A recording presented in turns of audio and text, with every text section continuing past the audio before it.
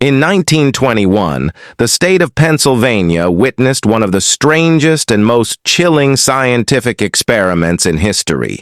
It wasn't a crime of passion or a simple disappearance, but a deliberate journey into the unknown. This is the true story of Thomas Bradford.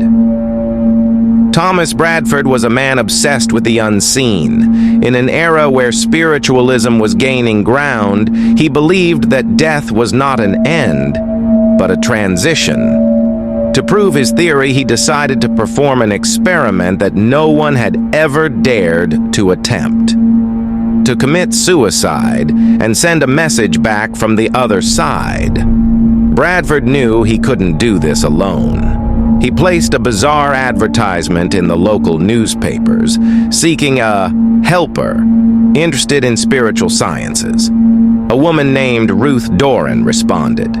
Together, they devised a dark and meticulous plan. The agreement was simple, yet terrifying. Thomas would end his life, and once his soul was freed from his body, he would use his mental energy to send telepathic messages to Ruth, proving that the human consciousness survives death. On the night of the experiment, Thomas retired to his small apartment. He was calm, acting like a scientist entering a laboratory rather than a man facing his end. He sealed the door and the window of his room perfectly to ensure no interference. He turned on the gas jet and lay down on his bed, waiting for the transition. When the authorities broke into the room, they found a scene that was both tragic and haunting. The room was perfectly intact. The door was locked from the inside. Thomas lay still on his bed, his body cold. But his experiment had just begun. The world waited with bated breath to see if Ruth Doran would receive the call. A few days after his death, Ruth Doran made a shocking announcement to the press.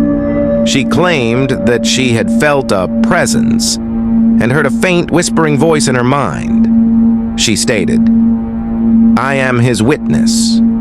He spoke to me." The messages were weak at first, like a voice calling from a great distance. But he told me that life continues beyond the veil. While the world dismissed Ruth's claims, the people who lived in that building told a much darker story. For years, neighbors reported seeing a shadowy figure standing by the window of Bradford's old room. A man with cold, hollow eyes, staring out at the streets as if still waiting for a reply. Some heard floorboards creak under the weight of someone pacing in the dark, and others felt a sudden, icy breath against their necks. Thomas Bradford didn't just end his life. He left a ghost trapped between two worlds. He tried to mail a letter from death, but it seems he became the message himself.